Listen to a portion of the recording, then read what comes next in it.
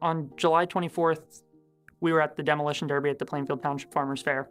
We staged 2 crews on each end of the track.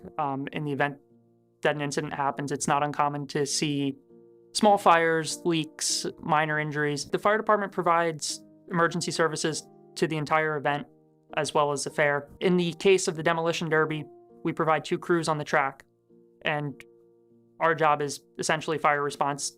It's not uncommon to see 2 cars hit each other, small fire breaks out in the motor, we go out, handle it, put it out right away. If somebody gets hurt, we go out, get them off the track, and into the care of EMS right away. Part of the demolition derby rules, I believe, are if a fuel tank on the vehicle is located in a certain space, I believe it's behind the axle, they have to do a fuel capsule inside of the cab of the vehicle.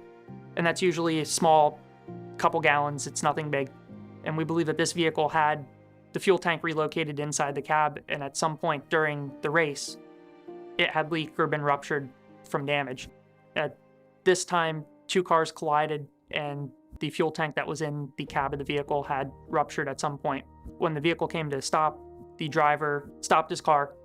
They were alongside the wall. We observed him take his helmet off, undo his seatbelts, and he climbed out over the hood. When he was stepping from the hood to the wall to exit the track, the fuel found its ignition source, engulfing him and the car in flames. When the vehicle became engulfed, the passenger compartment of the vehicle was involved instantly. When the vapors lit off, it created this loud whoosh that was actually heard across the street at the second part of the fair, and a fireball rose into the sky from it.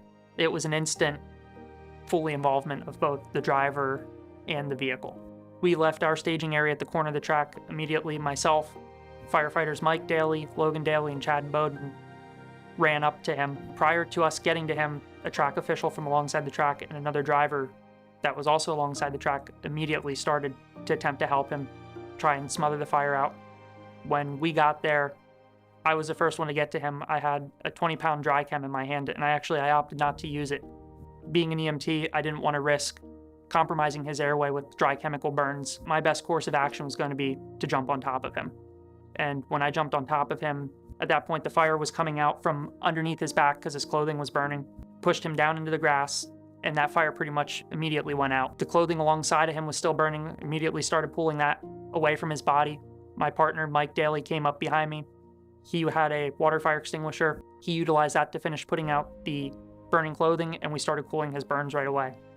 As soon as the fire was out, we immediately began assessing his injuries and his burns. The initial report that we got at the hospital was he had had second-degree burns with no airway compromise. When I jumped on top of him, I didn't feel anything. It was literally a second I was on top of him. It was just enough to push him down into the dirt, get him to stop kind of rolling around because he was flailing. He had his back arched, and I just wanted to flatten him down and get that to smother out.